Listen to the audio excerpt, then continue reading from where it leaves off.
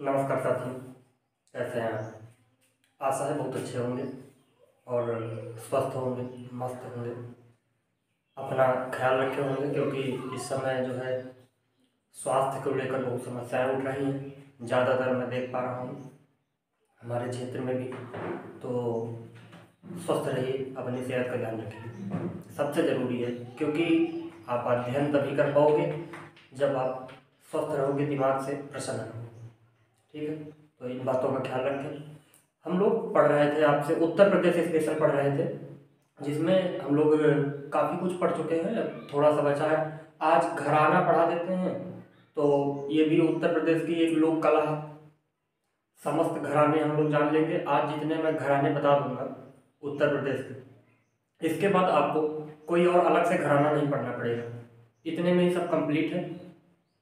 अगर आपकी इच्छा करे तो आप थोड़ा बहुत देख सकते हैं किताबें, क्योंकि मैं सब कुछ तो नहीं दिखा सकता, बस जो महत्वपूर्ण लगा और जिसकी संभावना रही उससे मैंने ज़्यादा ही लिखा, यहाँ पे आपको दूंगा, कम नहीं दूंगा। ठीक है, तो can you believe me? Definitely you will crack it, so don't worry and let's go to understand what I want to explain you. Okay, let's start. तो जस्ट सेकंड, देखिए, तो सबसे पहले हम लोग बात कर लेते हैं लखनऊ घराने की। लखनऊ घराने में आप सभी लोग जानते हैं, पहली चीज़ मैं ये बता दूं कि यहाँ पर कोई भी ऐसा तरीका नहीं है कि जिससे आपको मैं उसको समझा सकूं। इन सब चीज़ों को मैंने भी याद किया है, आपको भी याद करना पड़ेगा।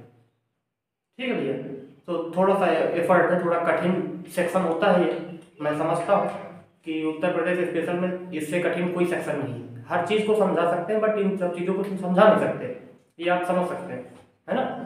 तो चलिए, तो हेडिंग डाल दीजिए लखनऊ घराना।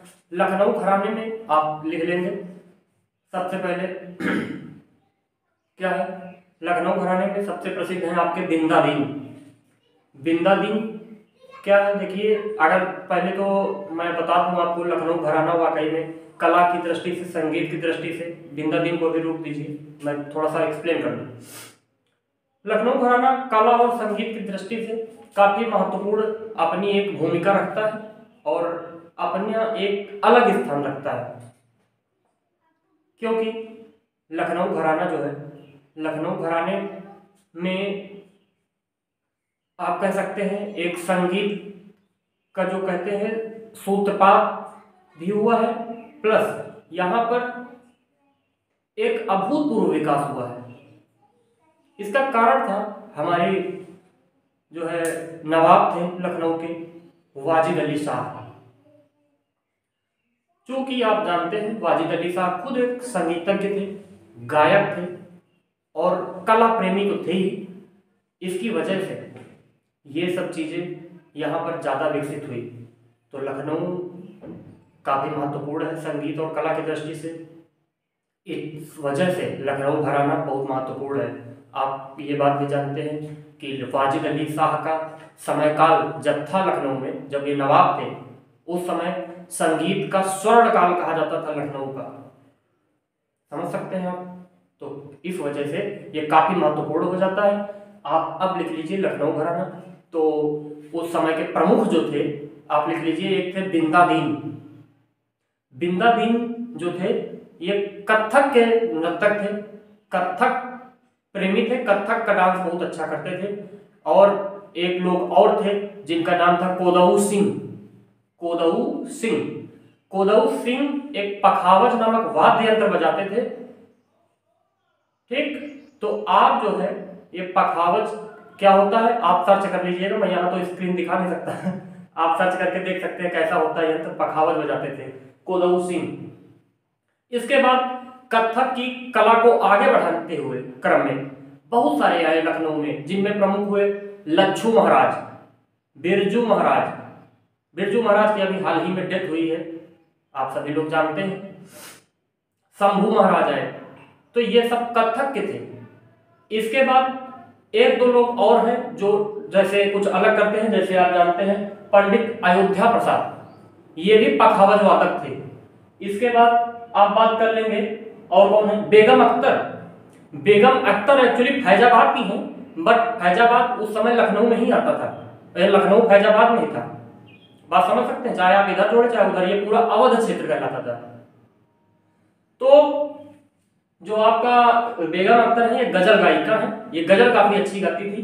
इसके बाद आप बात करेंगे उस्ताद सादिक अली खान, काफी महत्वपूर्ण है, इसको नोट कर लीजिए, पॉइंट कर लीजिएगा। ये वीणा वादक थे, वीणा बजाते थे। शंभू महाराज को मैंने बता ही दिया, तो ये आप नोट कर सकते हैं। लखनऊ में बिंदादीन, कोदऊ सिंह, लच्छू महाराज, बिरजू महाराज, ठाकुर प्रसाद, पंडित अयोध्या प्रसाद, बेगम अख्तर और आपका उस्ताद सादिक अली और आपके शंभू महाराज। अगली हेडिंग डाल दीजिए आप लोग, इटावा घराना। तो चूंकि इटावा घराना का सूत्रपात किसने किया है, तो मैं आपको बता दूं, एक थे इनायत खान, इनायत खान थे, उस्ताद इनायत खान। उस्ताद इनायत खान एक्चुअली इटावा में रहते तो थे, मगर कुछ कारणवश ये इटावा से चले गए भ्रमण करते हुए, और इटावा से जाने के बाद ये पहुंच गए कहां, बंगाल। बंगाल में एक रियासत थी गौरीपुर रियासत। इस गौरीपुर रियासत में जाकर के बस गए, और फिर हुआ क्या, वहीं पर जब ये बस गए तो चूंकि ये संगीत प्रेमी थे, सितार वादक थे, कलाबाज थे, सितार में इनको कला आती थी सितार बजाने की, तो वहां पर इन्होंने गौरीपुर घराने का निर्माण करा दिया। इसीलिए इटावा घराने को गौरीपुर घराना भी कहा जाता है, क्योंकि ये बंगाल में गौरीपुर घराने में, गौरीपुर रियासत में बस गए थे, इस वजह से गौरीपुर रियासत गौरीपुर घराना भी कहा जाता है। ठीक है, तो ये आप जान सकते हैं। सितार वादन के लिए इटावा घराना प्रसिद्ध है, सितार बहुत अच्छा यहाँ पे बजाया जाता है। अगला आप डालेंगे इलाहाबाद, या जो कि प्रयागराज हो चुका है, प्रयागराज घराना। देखिए प्रयागराज कोई घराना नहीं है, ये एक कल्चरल एरिया है, क्लासिकल एरिया है, सांस्कृतिक क्षेत्र है।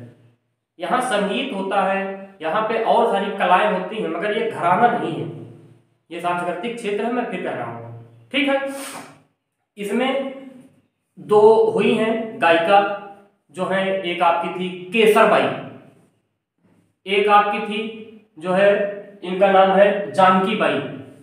जानकी बाई को ही किस नाम से और जानते हैं, एक निक नाम है छप्पन छुरी।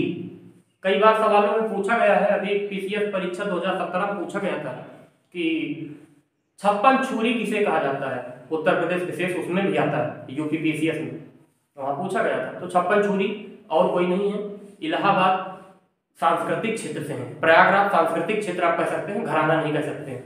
ठीक, तो वहां से है, इनका मुख्य नाम क्या है, जानकी बाई। उसके बाद आप हेडिंग डाल दीजिए किराना घराना, काफी महत्वपूर्ण है। किराना घराना का मूल स्थान क्या है, मुजफ्फरपुर है, आप लिख लेंगे। मैंने क्या बताया, मूल स्थान जो है इनका मुजफ्फरपुर। बात क्लियर है, ठीक, मुजफ्फरपुर है। इसके संस्थापक कौन थे, इसके संस्थापक थे बंदे अली खान, बंदे अली खान। ये आप देख सकते हैं, ये सब लिखा हुआ है आपके सामने है, बस मेरा काम है थोड़ा सा एक्सप्लेन करना, कुछ तथ्य ऐसे होंगे जो अलग होंगे। इसमें दो तीन प्रमुख लोग रहे हैं, जैसे भीमसेन जोशी, आप सभी लोग पढ़े भी होंगे, इनके बारे में सुने भी होंगे कि हम भीमसेन जोशी का स्वर बिस्मिल्लाह की शहनाई है।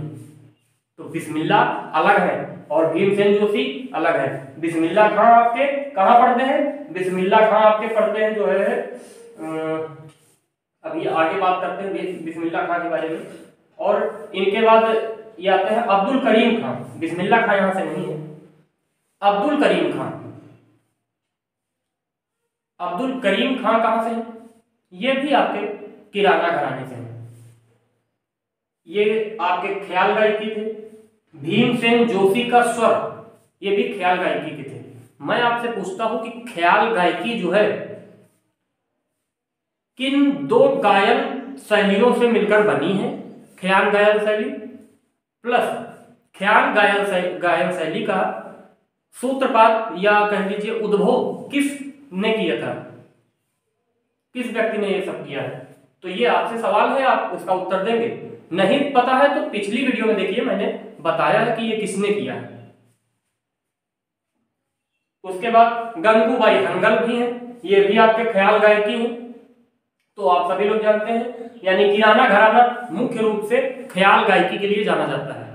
ठीक, और भी हैं जैसे काले खां, नन्हे खां, है ना, रोशन आरा, ये सब नाम है। तो आप भले इनको भूल जाए, कोई दिक्कत नहीं, लेकिन भीमसेन जोशी को याद रखना है आपको। ये जो है ख्याल गायकी के लिए प्रसिद्ध हैं, भीमसेन जोशी। इनको भारत रत्न प्राप्त है ख्याल गायकी के क्षेत्र में, तो काफी महत्वपूर्ण बन जाता है।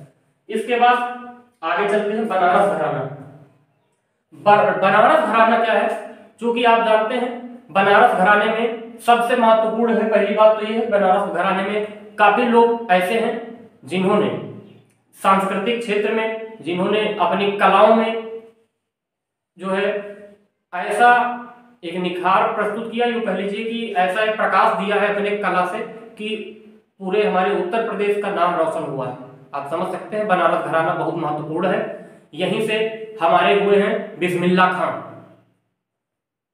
बिस्मिल्ला खां आप सभी लोग जानते हैं, शहनाई वादक थे आपके बिस्मिल्ला खां, और मुमताज खां भी शहनाई वादक है। फिर इसके बाद ये आप देख सकते हैं, ये है बिस्मिल्ला खां। पहले तो आप यहाँ देखिए किशन महाराज। किशन महाराज क्या बजाते हैं, तबला बजाते हैं। आप सभी लोग सुने होंगे इनके बारे में, तबला वादक है किशन महाराज।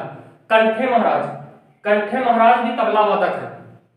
रविशंकर, पंडित रविशंकर काफी महत्वपूर्ण नाम है, ये सितार वादक हैं। और बाकी मैंने अभी बताया था सितार वादन की परंपरा सबसे ज्यादा कहाँ चली है, या किस लिए, कौन सा घराना जाना जाता है, इटावा घराना सितार वादन के लिए जाना जाता है। ठीक है, सितार वादन में आपके प्रसिद्ध है पंडित रविशंकर। आपसे सवाल है मेरा, पंडित रविशंकर किसके शिष्य थे? चलिए मैं ही बता देता हूं। पंडित रविशंकर अलाउद्दीन खां के शिष्य थे, अलाउद्दीन खां। इसके बाद बात करते हैं शिवनंदन मिश्र। शिवनंदन मिश्र कथक के जो है नृत्यक थे, कथक का नृत्य करते थे शिवनंदन मिश्र। ये आपके आ गए बिस्मिल्ला खां और मुमताज, ये इसी का है इधर साइड, ये आपको देख सकते हैं बिस्मिल्ला खां, मुमताज खां, ये शहनाई वादक हैं। और इसके बाद इमाम बाई, रसूल बाई, बागेश्वरी देवी, गिरिजा देवी, अन्य भी यहाँ पर हैं जो किस लिए प्रसिद्ध हैं, धामर जो है घुमरी गायन के लिए प्रसिद्ध हैं। यानी आप एक बात और समझ सकते हैं कि इलाहाबाद घराने से घुमरी गायन को बहुत ज्यादा बढ़ावा मिला है और यहीं पर इसका विकास सबसे ज्यादा हुआ है, घुमरी गायन। ठीक, तो घुमरी गायन कहां से है आपका, इटावा घराने, बनारस घराने से। आगे के हम लोग देख लेते हैं इधर साइड, देखिए आगरा घराना आ जाता है। आगरा घराने का एक अन्य नाम है कवाल बच्चा घराना, ये आप देख सकते हैं कवाल बच्चा घराना। ठीक, इसका अन्य नाम है। इसका सूत्रपात किसने किया था, श्यामरंग और सरसरंग नामक दो व्यक्तियों ने इसका सूत्रपात किया था। इसकी उत्पत्ति की अगर बात करें, देखिए सूत्रपात मतलब एक कह लीजिए जैसे गेहूं का बीज डाल दिया तो कोई और कर दिया, बीज डाल दिया, उसके बाद बड़ा हुआ, सेया पानी वानी लगाया गया, वो काम किसने किया, खुदा बख्श ने। तो खुदा बख्श जी ने उत्पत्ति की और सूत्रपात श्यामरंग व सरसरंग ने किया। यहाँ के दो ख्याल गायकी के लिए बहुत प्रसिद्ध हैं, अलखदास और मलूकदास। अलखदास, मलूकदास, ये ख्याल गायकी के क्षेत्र में काफी प्रसिद्ध है। फिर यहाँ पे एक गायक रहे हैं ख्याल गायकी के ही, उस्ताद फैयाज खां, नाम बहुत महत्वपूर्ण है, आप इसको याद रखेंगे। उस्ताद फैयाज खां आगरा घराने से हैं और अद्वितीय गायक हैं, ख्याल गायकी के बहुत बड़े गायक हैं। अन्य हैं यहाँ पर शेर खां, है ना, और आपके हैं गुलाम अब्बास, इमदाद खां, अन्य भी हैं। तो ये भी आप पढ़ लेंगे एक बार, ताकि अगर ऑप्शन में छाटने को आ जाए, एलिमिनेट करने को आ जाए तो आप कर लेंगे आराम से। सहारनपुर घराना, सहारनपुर घराना जो है इसका सूत्रपात किसने किया था, इसका सूत्रपात किया था खलीफा मोहम्मद जमा ने, खलीफा मोहम्मद जमा। सहारनपुर घराने का सूत्रपात किया खलीफा मोहम्मद जमा ने। यहाँ पे जो है ये किस चीज में प्रसिद्ध थे, तो ये गायन भी कर लेते थे, यानी गाना भी आता था इनको, ख्याल गायकी, सितार वादन भी आता था, बीन बजाना भी आता था, बीन भी बजा लेते थे, सितार वादन भी कर लेते थे, गायन भी कर लेते थे। मतलब विविधताओं की इनके अंदर खेप भरी हुई थी, सर्वगुण संपन्न, सब कुछ आ रहा है। ऐसे थे खलीफा मोहम्मद जमा जी। इसके बाद बहराम खान, आप जानते हैं बहराम खान यहीं के थे, तो इनको पंडित की उपाधि मिली थी। बहराम खान सहारनपुर घराने से ही है, बहराम खान को पंडित की उपाधि मिली थी। अगला है आपका अतरौली घराना। अतरौली, अतरौली घराना, यहाँ पर दो लोग हुए हैं, चांद खां और काले खां। दोनों ही ध्रुपद धामर के क्षेत्र में प्रसिद्ध रहे हैं। ध्रुपद धामर शैली का विकास किया है किसने? चांद खां और काले खां। इसके बाद ये हो गए चांद खां फिर काले खां। अलीगढ़ घराना, अलीगढ़ चूंकि खुर्जा घराना भी कहा जाता है, यहाँ पर एक प्रसिद्ध रहे हैं जोधे खां। इन्होंने इस घराने का सूत्रपात किया। आपसे सवाल आता है खुर्जा घराने का सूत्रपात किसने किया? खुर्जा घराने का सूत्रपात जोधे खां ने किया। जोधे खां एक्चुअली दिल्ली दरबार में रहते थे। दिल्ली दरबार से आकर के खुर्जा में बस गए तो खुर्जा घराने का निर्माण कर दिया। इसलिए जो है ये कहा जाता है कि जोधे खां पहले कहाँ रहते थे, तो आपको पता होना चाहिए। जोधे खां दिल्ली दरबार में रहते थे। ठीक, अलीगढ़ खुर्जा घराना, जोधे खां ने सूत्रपात किया। अगला है शाहजहांपुर घराना। क्योंकि देखिए शाहजहांपुर घराना सरोद वादन के लिए बहुत प्रसिद्ध है। ठीक, सरोद वादन में प्रसिद्ध है। यहां पर एक थे सरोद वादक सबसे बड़े काजी मली खां, उस्ताद काजी मली खां। इनके शिष्य रहे हैं दो, वो अपने अपने क्षेत्र में बहुत प्रसिद्ध रहे हैं। जैसे एक थे इंसाफ अली, ये रबाब बजाते थे। अब रबाब कैसा होता है मुझे भी नहीं पता है, बस पढ़ा है तो आपको ये लिखवा दिया है, बता रहा हूं। उस्ताद जो है आपके उस्ताद काजी अली के जो दो शिष्य थे, इसमें से एक थे जिनका नाम था इंसाफ अली। ये इंसाफ अली जो थे ये रबाब बजाते थे, यानी इनको रबाबिया कहा जाता है, रबाब बजाते थे। और एक और थे इनायत अली, ये सरोद बजाते थे तो इनको सरोदिया कहा जाता है। यानी काजी अली के जो दो शिष्य थे इंसाफ अली और इनायत अली, तो इंसाफ अली रबाब बजाते थे और इनायत अली सरोद बजाते थे। तो ये दोनों सरोद वादक थे। आप इसका स्क्रीनशॉट ले लीजिए। तो आप देख पा रहे हैं ये मैंने समझा दिया। देखिए थोड़ा सा अपने शब्दों का प्रयोग किया है, बाकी आप खुद समझदार हैं कि इसमें कोई ऐसी चीज नहीं होती है कि जिसको हम आपसे एक्सप्लेन करें, कुछ अच्छा समझा पाए, अपने शब्दों में इसको समझा पाए, कुछ नहीं है। सब आपको ये रखना ही पड़ेगा। मैंने भी रटा है, आपको भी रखना पड़ेगा, और कोई चारा नहीं है। और आप मान लीजिए यहाँ से सवाल आता ही है, जरूर आएगा, 1 से 2 नंबर के सवाल आ सकते हैं। एक क्वेश्चन तो उत्तर प्रदेश विशेष में हर परीक्षा में आएगा, आप ये बात लिख के रख लीजिए। और इतना पढ़ लेंगे आप, 1-2 बार ये वीडियो देख लेंगे, आपको पूरा एकदम सेट हो जाएगा बढ़िया से। ठीक है, तो उम्मीद है आपको क्लास समझ में आई होगी। अगर आपको देखिए समझ में आता है तो लाइक कीजिए वीडियो को और अपने मित्रों को शेयर कीजिए। अब जो है ना, लोगों तक पहुंचाइए इसको, उन लोगों को शेयर कीजिए, ताकि इससे हमारा भी मनोबल बढ़ेगा थोड़ा सा, और हम भी आपके लिए कार्य करने के लिए प्रेरित होंगे।